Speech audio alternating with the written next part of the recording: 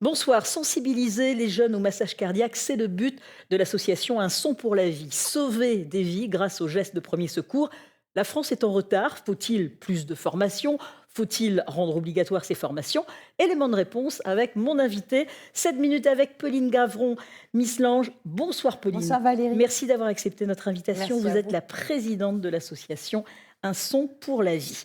Alors Pauline, vous êtes infirmière en réanimation au CHU de Reims et vous avez créé l'association Un son pour la vie.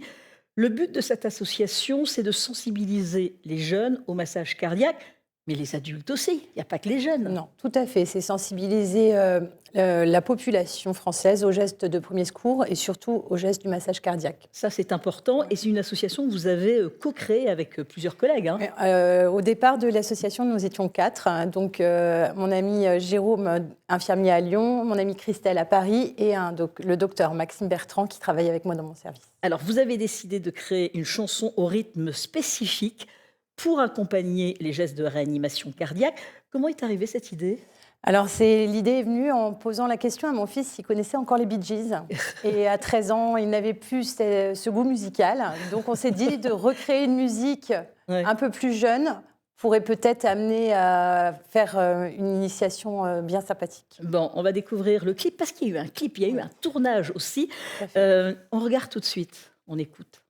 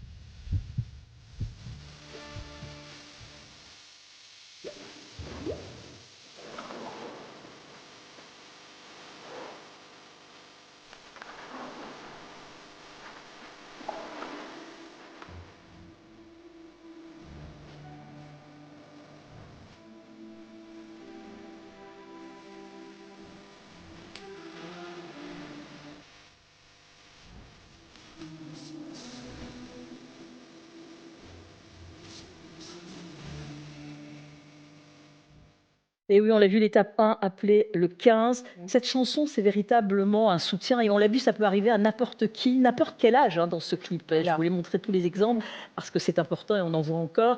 Cette chanson, c'est véritablement un soutien lors justement d'un massage cardiaque. Oui, alors cette musique, elle a été faite à 120 BPM. En France et dans tout le monde, il faut faire un massage cardiaque entre 100 et 120. Nous, on a mis la barre à 120 pour être sûr d'avoir un petit lapsus si on ralentit.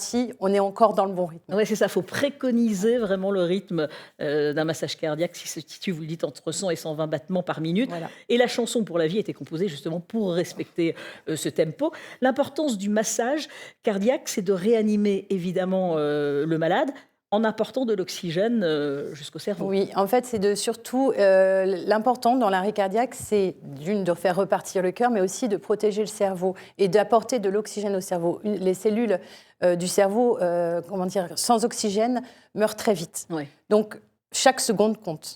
Alors, tout le monde peut sauver une vie en apprenant les gestes de premier secours. Tout le monde. Tout le monde. Si on apprend bien les gestes. Si on apprend bien les gestes, tout le monde peut pouvoir faire un massage cardiaque. L'initiation ne prend que 5 minutes. Après, il y a beaucoup d'organismes de formation comme les pompiers, la Croix-Rouge et les organismes de l'hôpital qui font des formations aux gestes de premier secours. Mais l'initiation au massage cardiaque, en 5 minutes, on est capable de faire un massage cardiaque. Et en France, il y a peu de personnes qui savent le faire. La France est véritablement en retard. Est-ce que pour vous, ça devrait être obligatoire, justement, cette formation ? En France, on devrait avoir une obligation de faire des formations tous les ans, de faire comme une petite remise à niveau. En milieu hospitalier, on a l'obligation de se remettre à niveau régulièrement. Ouais. Ça devrait être la même chose dans tous les milieux. Et le pourcentage, à peu près, des personnes qui font, justement, sur 70% des arrêts cardiaques Oui, arrivent devant, ouais. excusez-moi, Un témoin. devant un témoin et Ouais. seulement 40% d'entre eux effectuent un geste de premier Ah ouais, secours qui ouais. est le massage cardiaque. Alors, On est vraiment en retard. On est vraiment en retard. À partir de quel âge peut-on apprendre les gestes de premier secours? Même les adolescents Même les enfants. Même les enfants. Ah oui. Ma fille de 6 ans sait déjà où placer ses mains sur le sternum. Certes, elle n'aura peut-être pas la force d'effectuer Oui. le massage cardiaque, mais au moins, elle a déjà la gestuelle pour pouvoir commencer le geste du massage cardiaque. Où on se renseigne? Est-ce que justement, vous proposez des formations grâce à votre association? Alors, nous, on propose des initiations dans différents lieux, différents endroits, et souvent, c'est ponctuel. On veut aller là où on ne nous attend pas. Donc là, on a déjà fait le stade de Reims. Ouais. On a fait, il y a peu, la fête des vendanges à Pouillon. Et là, par contre, on a un très gros projet qui arrive pour 2026, qui est le record du monde du massage cardiaque. D'accord. Donc, d'accord.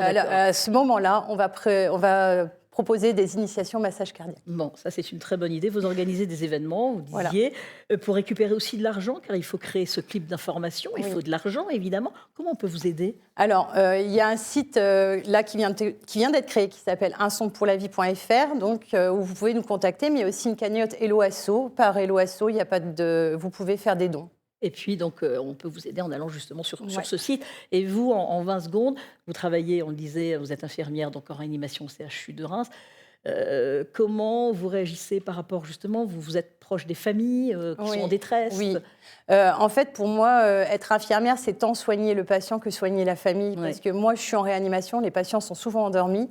Le seul lien que je peux avoir avec le patient, c'est aussi la famille. Ouais. Donc c'est comme ça qu'on peut apprendre à connaître son patient, son passé, comment pouvoir le traiter au mieux.